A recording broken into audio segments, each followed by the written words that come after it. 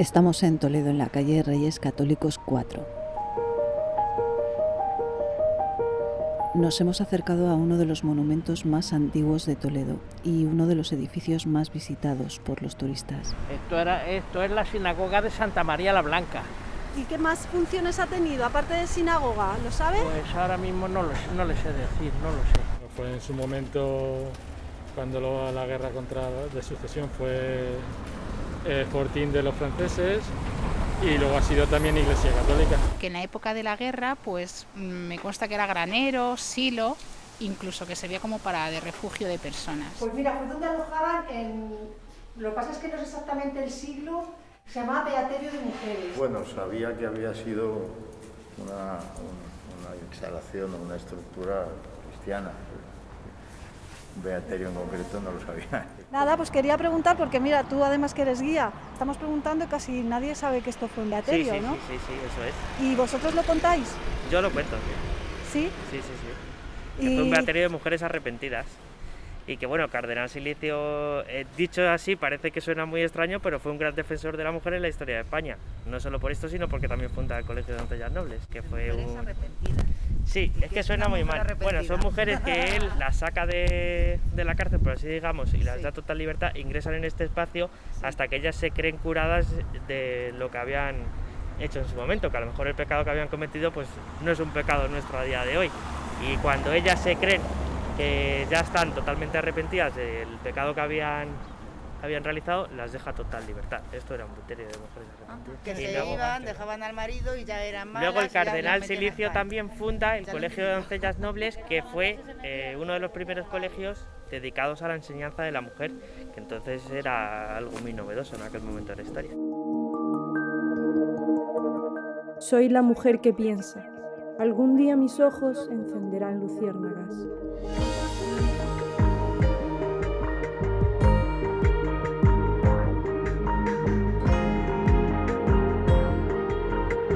Este es nuestro segundo podcast de Luciérnagas. Os damos la bienvenida. Nuestra protagonista es una mujer toledana con nombre propio, Mariana de Vivar. Mariana buscó refugio y auxilio en Santa María la Blanca. Su vida fue una historia de maltrato que acabó en un beaterio.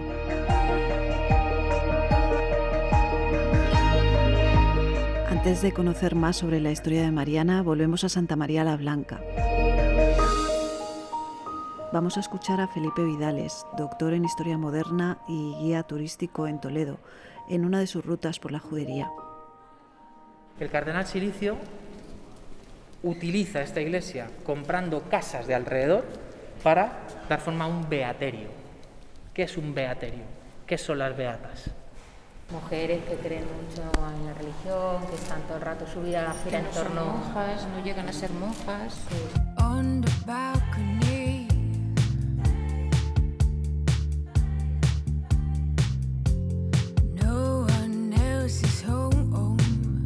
Para contestar a esta y a otras preguntas relacionadas con el mundo de la religiosidad femenina, hemos querido contar con Ana Morte Acín, doctora en Historia y profesora en la Universidad de Zaragoza. Su línea de investigación principal se centra en el mundo religioso femenino del Siglo de Oro. Ha publicado varios trabajos, entre los que destacan la monografía Misticismo y Conspiración, Sor María de Ágreda en el reinado de Felipe IV, así como artículos en revistas nacionales e internacionales.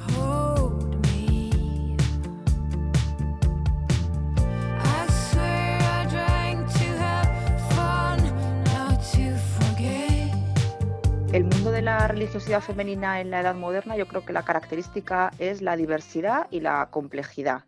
En los dos grupos, digamos, más mayoritarios o que nos vienen más fácilmente a la cabeza es el de monjas y beatas. La diferencia es que las beatas no pertenecen a una orden religiosa, no han hecho los votos de la orden religiosa, y las monjas, las religiosas, sí. Sin embargo, muchas beatas sí que están dentro de las órdenes terciarias, que se llaman, que son seglares que se vinculan a una orden religiosa, es decir, viven como si fueran religiosas, pero sin hacer los votos, pues pueden vestir el hábito, etc.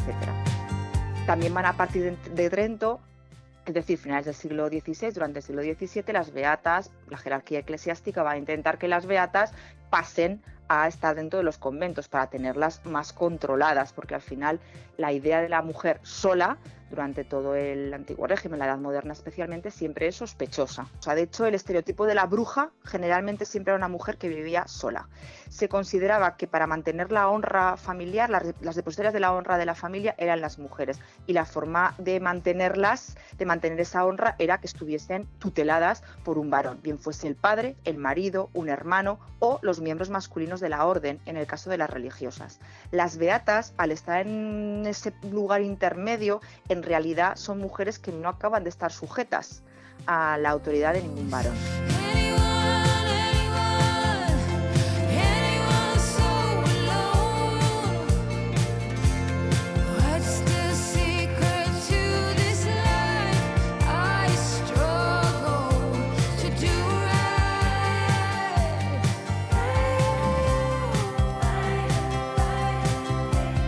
La diferencia fundamental para hablar de la influencia que ellas tienen en la comunidad es la clausura. A partir de Trento, las monjas tienen que cumplir con la clausura obligatoria y las beatas no. Las monjas, al final, al estar en clausura, tienen un acceso más limitado al exterior, claro, porque no pueden salir, aunque sí que reciben visitas y por tanto tienen comunicación, y el hecho de que estuvieran en clausura no significa que estén aisladas, y que las beatas circulaban y estaban entre la población, con lo cual la acción es más directa, la intervención es más directa. Por eso, a partir de Trento, las intentan cada vez más presionar para que entren en las órdenes religiosas y que desaparezcan los beaterios. Muchos de ellos efectivamente desaparecieron, porque también el estar solas también, por una parte las hacía más libres, pero también por otra parte las exponía más a cualquier denuncia o a cualquier sospecha. No tenían esa red de apoyo o a ese alguien que diese la cara por ellas, ¿no? Entonces también en muchos casos estaban en una situación más vulnerable.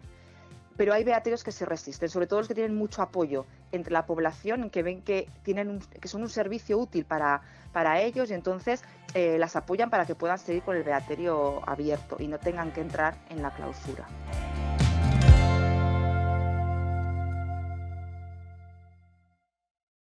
Mariana de Jesús fue una beata toledana. Ana Morteacín nos habla de ella.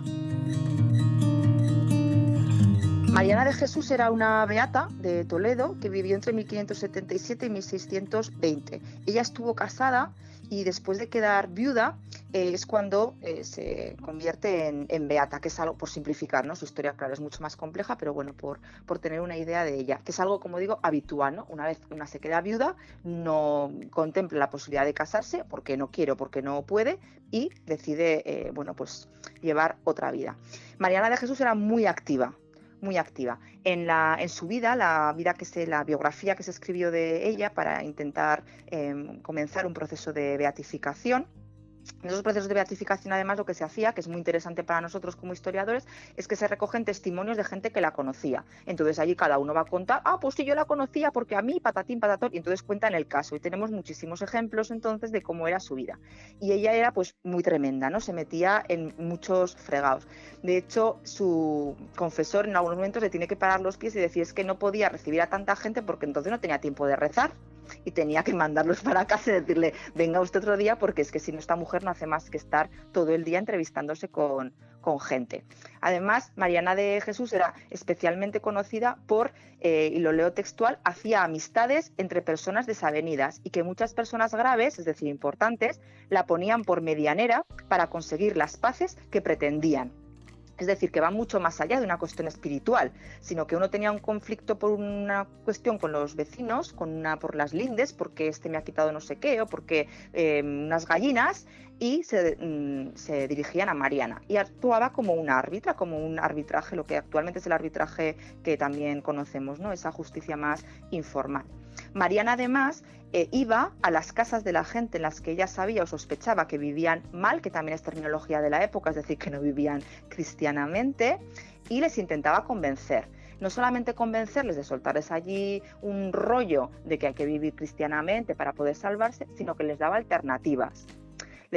Y buscaba alternativas, pues a lo mejor buscaba dinero para que una mujer pudiese volver a su casa, porque había salido de su casa para casarse, le había salido mal y entonces ahora estaba llevando una vida pues de la mendicidad o de la prostitución. Ella buscaba dinero para que pudiera volver a su casa, o buscaba una dote para que una mujer se pudiera casar y emprender otra vida. Hay un caso también muy curioso de Mariana de Jesús, que tiene conocimiento de un muchachito, dicen, que vestía con ropas de mujer. Entonces entrevista con él, le da también dinero para que salga de Toledo y empiece otra vida en otro lugar.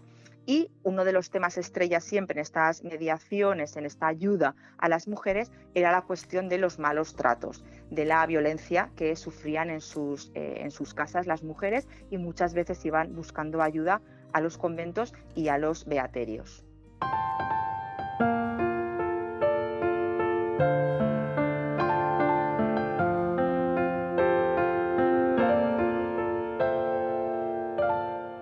El último beaterio reconocido en Toledo es el de Santa María la Blanca, conocido también como Refugio de la Penitencia. Desaparece en 1705. Hoy en día se conservan las fichas de las últimas mujeres que entraron en él. El 22 de mayo de 1621, doña María de la Trinidad, priora del beaterio de Santa María la Blanca, recibe una misiva del vicario general. Es la solicitud de una mujer, Mariana de Vivar, que pedía entrar en el beaterio. Su vida corría peligro, quería dejar de convivir con su marido, que la maltrataba. Se refugió en casa de su madre, pero temía una desgracia si su marido la descubriese. No tenía más familia ni apoyos que pudieran protegerla. Me temo que aunque esté en cualquier parte depositada, me podía suceder grave desgracia. Y para más seguridad me quería entrar en el monasterio de Santa María la Blanca. Su intención no era ser monja, solo quería sobrevivir, aunque para ello tuviese que vivir el resto de sus días en un convento. Aquí se recogían esas mujeres y aquí se daba apoyo a mujeres que habían sido directamente maltratadas o sus maridos las habían intentado asesinar. Tenemos casos, en esa puerta que ya no se conserva, pero se ve por detrás, de mujeres toledanas, siempre de Toledo, que llaman a esa puerta en el siglo XVI, hasta el siglo XVII bien entrado, y dice a la priora: por favor, ábrame, que mi marido me quiere machacar. Y lo ha intentado varias veces, y si no me abren la puerta, me va a matar. ¿Qué hacía la priora? Abrir la puerta y decirle: entra. Ya veremos luego si te conviertes en beata, si sí, si no, si te acepta, lo que sea. Pero entra y quédate, por lo pronto te salvamos la vida.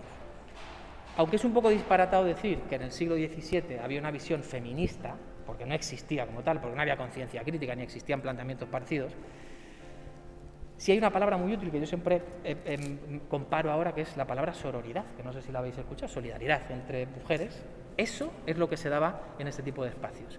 Y me gusta insistir en todo esto porque esto funciona como sinagoga durante 100 y pico años, funciona como iglesia durante 100 y pico años, pero lo que más es beaterio y casa de arrepentidas. Y siempre que venimos aquí nos referimos al precioso arte mudéjar, al almohade, a las cúpulas, a los arcos, no sé qué, pero se nos olvida que lo que más ha sido esto, ha sido uno de los rincones de la ciudad de Toledo, de los pocos que había, donde una mujer podía sencillamente salvar la vida. En Toledo y en cualquier ciudad española, que insisto que el fenómeno de los beaterios es algo común. Cuando existían problemas en los matrimonios a partir de Trento también se empieza a controlar mucho más que sean por la Iglesia, es decir, que sean un sacramento, por tanto, indisolubles. Pero había algunas herramientas para poder acabar con un matrimonio que también las contemplaba la Iglesia. Se llamaba divorcio, aunque en realidad no es un divorcio como en la actualidad, era al final un cese de la convivencia.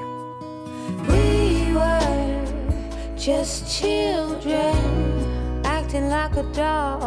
Se permite que dejen de cohabitar. Cuando se había producido un matrimonio pues, por la Iglesia, un sacramento indisoluble, había problemas y había un deseo de poder terminar con ese matrimonio. Desde luego no era fácil, había que tener unas causas muy justificadas. De las causas que sí que tenían para que se les permitiesen esos divorcios eran los malos tratos, pero claro, con muchos matices. Durante la Edad Moderna existía el concepto de marital corrección. Eso significaba que los maridos tenían la potestad legal de poder corregir de la forma que consideraran oportuno a sus mujeres. Es decir, que les podían pegar, les podían golpear si consideraban que así pues las educaban y mejoraban su comportamiento. Si para educar pues les tenía que dar un latigazo o darles un golpe, pues eso no había ningún problema. Eso estaba perfectamente aceptado y, como digo, estaba dentro de la legislación vigente. El problema venía cuando esa violencia era excesiva. Y claro, lo de excesivo pues es lo que era complicado de qué es lo excesivo y qué no.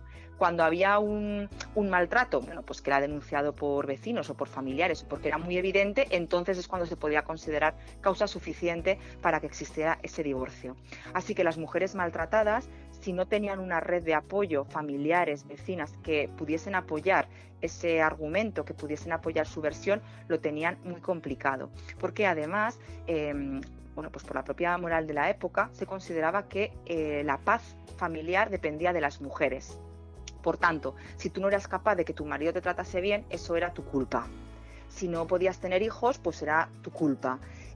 Con lo cual también había una mancha en la familia al final de la mujer, en el caso de que hubiese malos tratos, porque la familia al final no había educado correctamente a esa mujer para que fuese una buena esposa, es decir, para que pudiera mantener la paz familiar. Con estos ingredientes os podéis imaginar que era muy complicado que una mujer maltratada se fuese capaz de denunciar la situación que tenía. That we didn't fall apart harder than we did.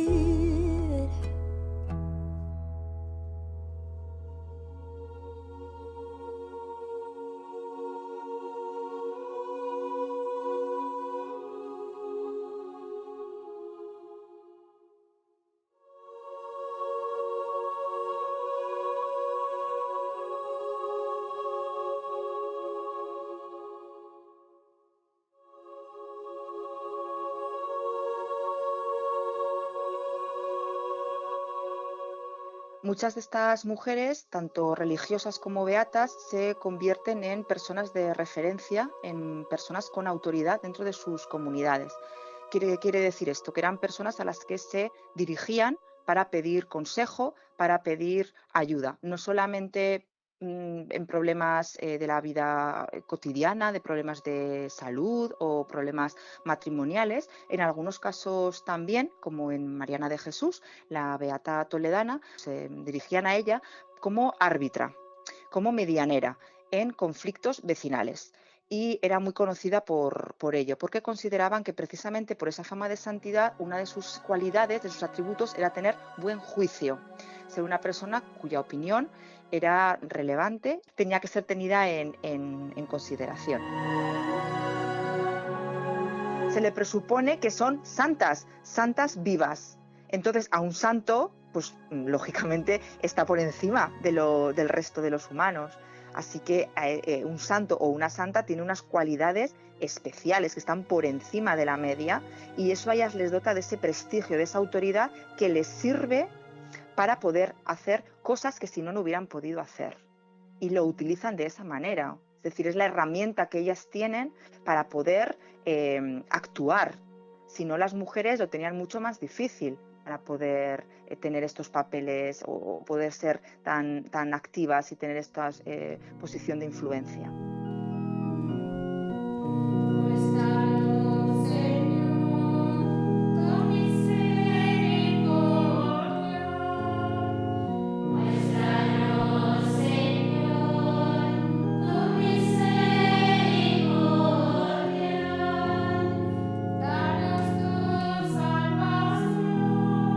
Laia de Ahumada en su libro Monjas que la historia de las monjas es una historia de la parte descarnada de las mujeres. En los siglos XV, XVI y XVII no era una mala decisión para algunas mujeres entrar en un convento. Muchas encontraron en ellos un lugar donde podían formarse, estudiar, un lugar más tolerante que lo que se encontraban en el exterior de sus muros. Dichosa tú, María, que has creído, porque lo que te ha dicho el Señor se cumplirá. Aleluya. Hemos visitado el convento de las Comendadoras de Santiago en el cobertizo de Santo Domingo el Real, en Toledo. El monasterio de Santiago Apóstol es la casa donde habitan en comunidad mujeres singulares, diversas, que son fieles a una vida espiritual y religiosa. Hemos hablado con su priora, la Madre Lucía y la Madre Gracia. Queremos terminar este podcast escuchando sus testimonios. Yo soy de un pueblecito de Burgos Y desde pequeña yo sentía la vocación, quería ser monja, pero no conocía monjas. Entonces aquí en este convento había una hermana de mi madre. Entonces yo, pues ¿dónde voy a ir? ¿Dónde está mi tía? Porque yo no sabía otra cosa. Y por eso vine aquí. Desde los 11 años estábamos, las 4 que vinimos juntas, que éramos todas del mismo año, del mismo curso, pues queríamos venir y no nos admitía, y decíamos, ¿por qué no nos querrán? Y era porque no se podían admitir antes de los 14 años y medio, porque a los 15 se podía tomar el hábito y teníamos que estar medio año de postulantes. Entonces cuando cumplimos los 14 y medio, pues ya nos vinimos para acá.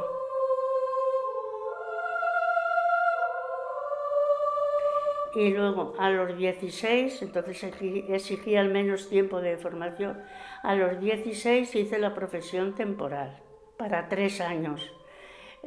Como entonces tenía el 19, no era mayor de edad, hasta los 21, pues tuve que renovar los votos hasta los 21. Y a los 21 fue cuando ya hice la profesión solemne. Y entonces ya al hacer la profesión solemne fue cuando me pusieron a estudiar. La gran mayoría entraron muy jóvenes en el convento, antes de cumplir los 20 años. Los tiempos cambian muy rápidamente. Pues ahora parece que son menos maduras y exigen que sean ya mayores de edad, para cuando ya van a tomar el hábito que sean mayores de edad de 18 años. Hemos hablado también con Sor Gracia. Esto es lo que nos cuenta. Yo soy de la India, llevo aquí 34 años. Las primeras indias que vinieron aquí en Toledo, con otra hermana, conmigo, llevamos aquí 34 años.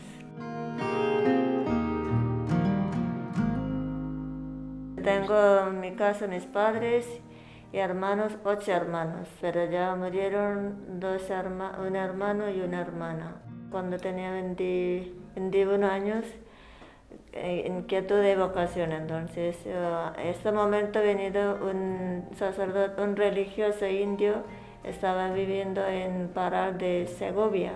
Entonces cuando ha venido a visitar la India, fuimos a verlo a él, a hablar con él. Y ha dicho que sí, aquí hay un convento que necesita algunas chicas, entonces enseguida he escrito carta. Aquel tiempo tenía que escribir en carta, no con WhatsApp ni nada.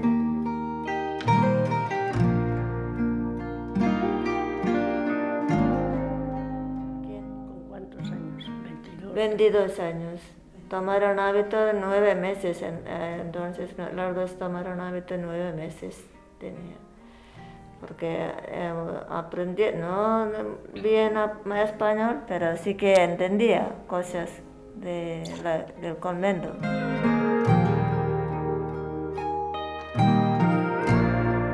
Así que he ido para enseñar otro convento también, porque entonces vinieron muchas indias, otras comunidades necesitaba para echar una mano, por eso hemos ido para ayudar a ellas también.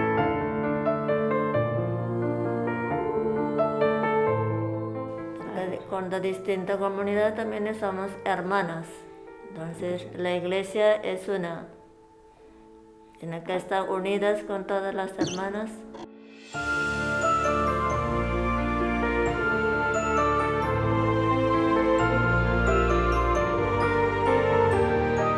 No cambia la situación de marginación de la monja como mujer dentro de la Iglesia por parte de la jerarquía patriarcal.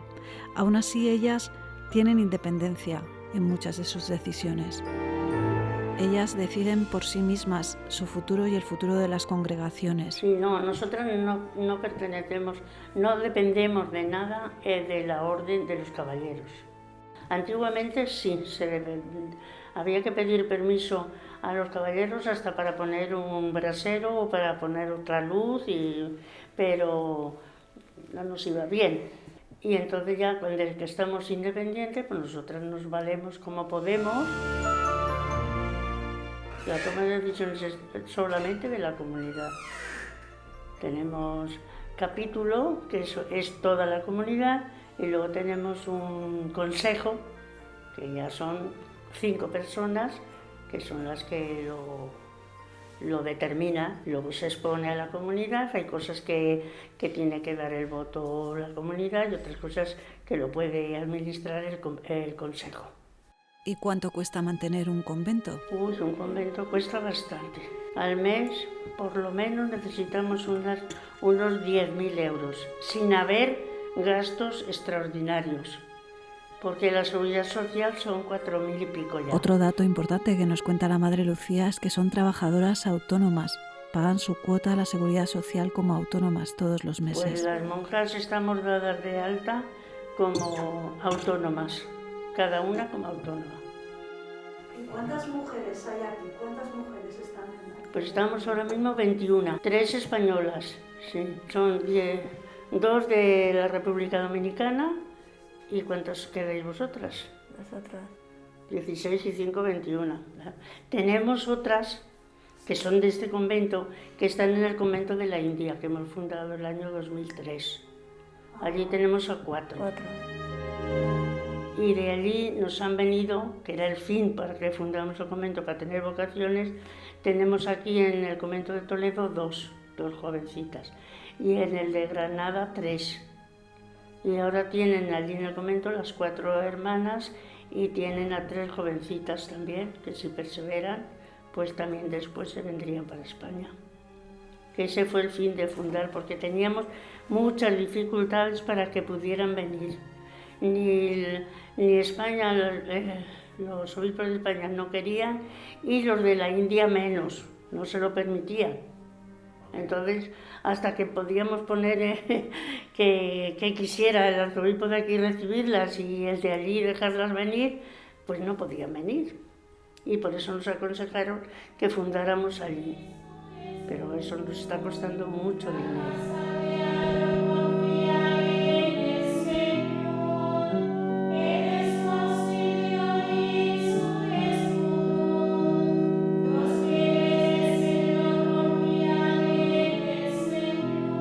Nosotras lo que más ayudamos es con la oración, que es nuestro fin principal, ¿no? Rezando por todos, nos piden, o sea, nos encomiendan muchas intenciones y nosotras lo tenemos en cuenta en nuestra oración. Y por los que no nos piden, pues también, pero bueno, los que nos piden oraciones por un enfermo, por una necesidad de lo que sea, pues lo tenemos más en cuenta. Y luego pues ayudamos en la guardería. Nos adaptamos a las necesidades de los padres. No seguimos el calendario escolar, sino el laboral. Hay días que no hay colegio, pero los padres trabajan. Pues nosotros ese día trabajamos.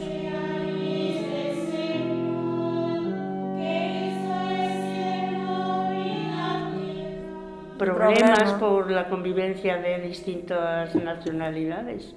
No, y todas somos hermanas. Cuando iban a venir estas 2 hermanas primeras, pues la gente decía, y en los conventos, si sabrán las comendadoras lo que van a hacer, recibir de otra nación, de otro... Y la superiora que teníamos, que era una mujer de una fe muy grande, pues decía, todos somos hijos de Dios. Si Dios nos las manda de allí, pues hay que recibirlas. Y nos ha ido bien, gracias a Dios. Todas somos hijas de Dios y esposas de Jesucristo, todas somos almas consagradas al Señor, pues nos tenemos que tratar como hermanas y querer.